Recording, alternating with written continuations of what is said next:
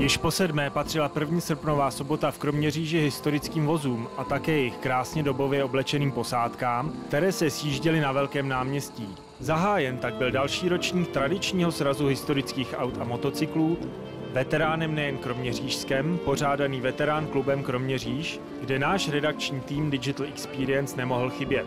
Množství registrovaných vozidel záhy dosáhlo maximálního počtu 120 přihlášených posádek nejen z Moravy a Čech, ale i z blízkého zahraničí, nehledě na mnohdy ještě předválečnou konstrukci automobilových a motocyklových klenotů. Záštitu nad touto akcí převzala starostka města Kroměříže paní magistra Daniela Hebnarová, která spolu s představiteli veterán klubu Kroměříž předala cenu pro prvního a stého přihlášeného účastníka.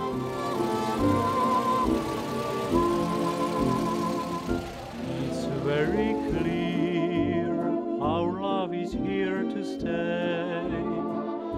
Not for a year, but ever and the day. The radio and the telephone and the movies that we know may just be passing fancies and in time may go. But oh my dear, our love is here to stay. Together we're going along. Vítám vás na dnešním srazu veteránů, kdy naše náměstí se proměnilo v živé muzeum. Přeju vám, aby se vám u nás líbilo. Přeju všem, kteří přišli vystavit své železné miláčky, aby se líbili. A nám laikům samozřejmě nezbývá, než se kochat.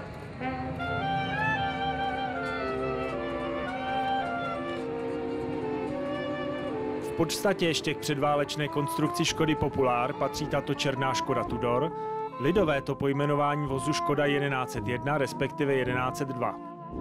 Krásně udělaný vůz nese již poválečné prvky, například zapuštěné světlomety, 4stupňovou převodovku nebo moderní palubní desku. Počet vyrobených kusů všech verzí přesáhl 70 000.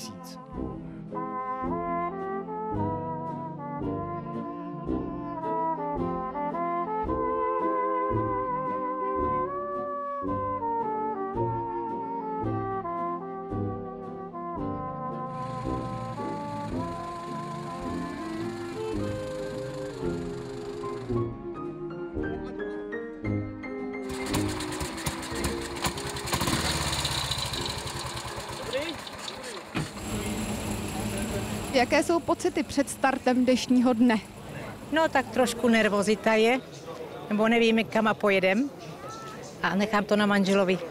Určitě, já se zeptám, jestli byste nám mohl popsat váš nádherný vůz. Je to vůz Škoda 1201, rok výroby 1958 po renovaci. Nádherná práce, kde jste k tomu koníčku přišel, nebo co vás přilákalo k tomu nádhernému koníčku? Kdysi, jak jsem oslavil 50, tak mojím snem bylo dělat veterány, tak se tomu teď věnuji. A určitě i s paní, protože paní to nesmírně sluší, opravdu. Jak si to užíváte, ten koníček s manželem? Moc si ho užívám, toho koníčka, akorát, že věčně manžel není doma. Kde nejdál jste byli svým vozem? Myslím, že to byla Bratislava, na Slovensku. Na Slovensku. A které město třeba vás úplně nejvíc dostalo? Tady Kroměříž. Jak je to pěkné. Velice se nám tady líbí, jezdíme tu často.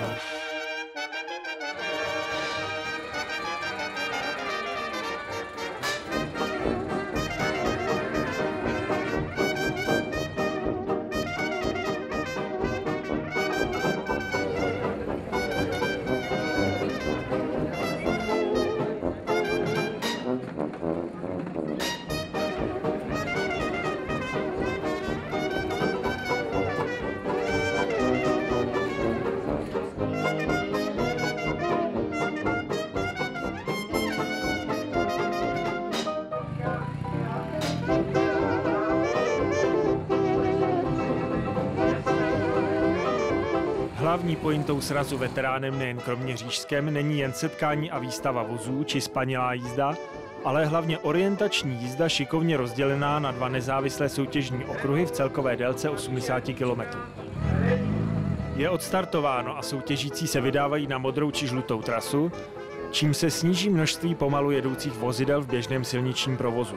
Šikovný elektronický kartový systém zajištěný pořadateli umožnil hladký průběh soutěží na kontrolních stanovištích okruhů a zajistil včasné vyhodnocení celé soutěže, takže nejen slunečnému počasí, ale i pořadatelům posíláme 1 s hvězdičkou.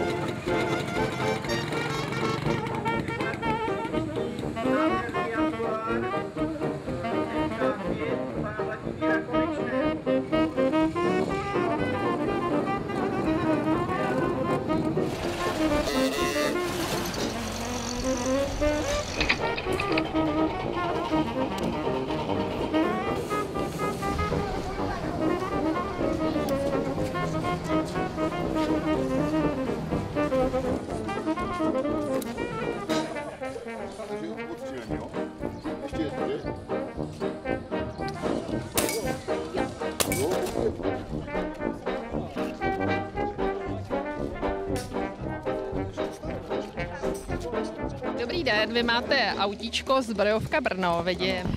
V jakém stavu jste ho převzal, nebo v jakém stavu jste ho koupil? Já jsem ho koupil z muzea, byl v podstatě v podobném stavu, jenom jsme tam museli spoustu věcí dodělat, jako koupit nové pneumatiky, udělat brzdy a takové nějaké ty detaily s tím související.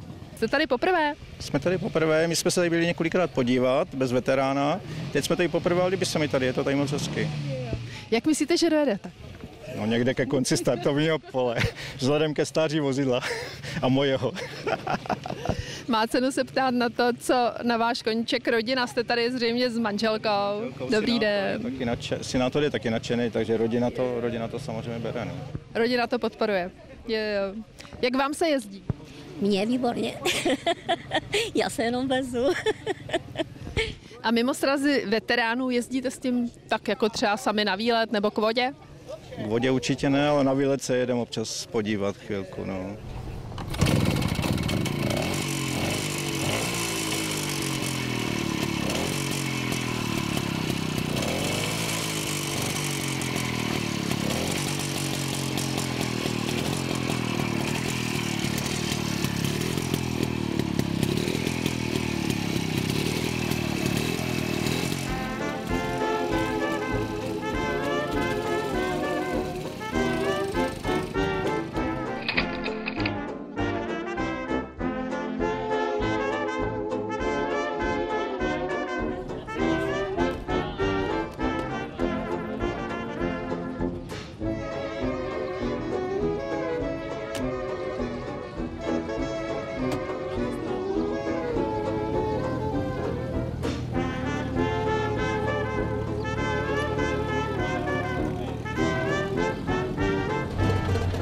Než se soutěžící vrátili z obou okruhů orientační jízdy, viděli jsme na pódiu zajímavou módní přehlídku oděvů z meziválečné doby.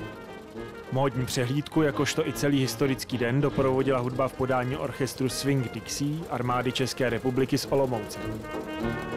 A projíždějící posádky sbírali další body v dovednostních soutěžích instalovaných na náměstí, kde se redakční kamery už prostě musely věnovat legendě, a to kopřivnickým Tatrovkám, se kterými se vrátíme na obrázky z orientační trasy.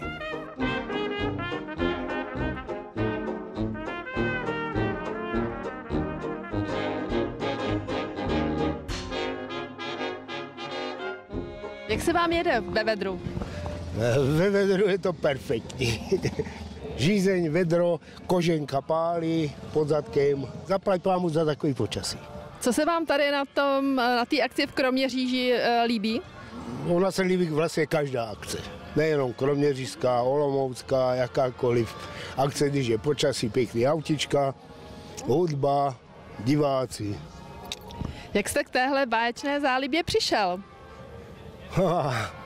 To je životní záležitost. My jsme měli doma živnost, kde vlastně byly Tatřičky. No a ten život tak probíhal, no a tak mě zůstala vlastně ta Tatra tak jako srdeční záležitost. A tohle, v čem teď sedíme, to je Tatra 57A kabriolet. Rok výroby 1935. A tohle teda je autíčko, který bylo rodinný autíčko, nebo jste ho někde našel, dostal? Tohle to nebylo rodinný auto, to jsme víceméně z vraku dali dohromady. Autíčko je udělané z gruntu. Nový plechy, nová výdřeva, nový lak, opravený podvozek. To asi tak vše. Dalo se to dost do originálního stavu. Gro věci si děláme sami, ale takový speciální práce jako čalounění, stolářské práce, lakérnické práce, tak to nám dělají dodavatelé. Co na vaší zálibu rodina? Sdílí to s vámi? No tak rodina se jistým způsobem zvykla a zbytek rodiny v podstatě jede ve vedlejším autě. Snacha, syn, vnuk, vnučka, no, tak jsme tady vlastně takový zastoupení z Koupilu.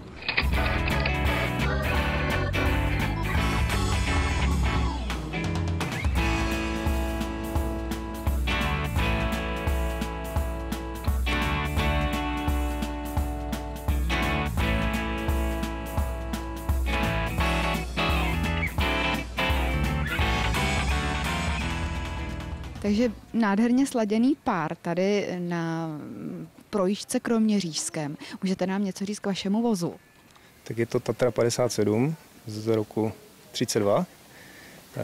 Má to 4válcový motor, boxer, o obsahu 1150 kubíků při nějakých 18 koních, no, pro představu. Je to výrobce Tatra Kopřivnice. Já se ještě zeptám, po koliká jste tady klidně? Po třetí. A jak se vám tady líbí? Líbí se nám tady moc. Pro nás spíš je to takový relax. Odpočinek od práce, od všeckého zhonu, co vlastně máme. Ještě řekněte, jak jste se k tomu koníčku dostal, nebo co vás k tomu přivedlo, nebo oba dva? No, byla to úplná náhoda prostě. Na internetu jsem hledal nějaké vozy, které jsem chtěl koupit a nakonec jsem skončil u veteránů. Jak dlouho nebo od kdy jste ten vůz renovoval? Tak dohromady zhruba asi tak 2 roky, no. Když to počítám denně, tak asi 2 roky. Kolik práce, dřiny nebo i financí jste tomu obětoval? No prostě všechny finance, které byly dostupné. Co byla největší překážka na té vaší renovaci, na té vaší poutě v podstatě? No de facto ten začátek, jak jsem to dovezl domů jako vrak úplný, nevěděl jsem, kde vůbec začat, jako elektrikář jsem o autách neměl vůbec ponětí, nebo prostě dostával jsem se do toho jak slepý k housli.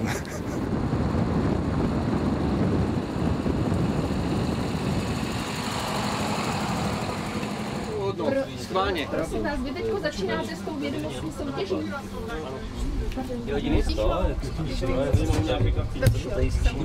Pokud to může počítat mě. Co to je? Máme úkol uhodnout tady funkci toho přístroje. Uhodnout funkci přístroje tady tohoto. A evidentně je nějaký hrot, který se zapíchne pravděpodobně do nějaké mapy a něco to počítá. Může to počítat buď plochu, nebo to může počítat nějakou. I když jako ta balistická, dívej se, to balistické naklonění, to je taky dost možné. Jako. Na balistiku už učuje výšku.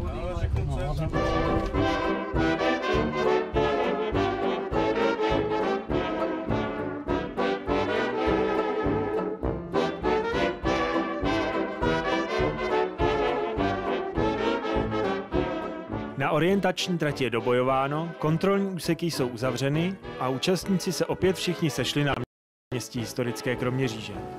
Nastává vyhodnocení soutěží a okamžik slavnostní výjížďky očekávané zpanilé jízdy. Historická vozidla vyjíždějí a my si můžeme shrnout průběh celého sportovně historického dne.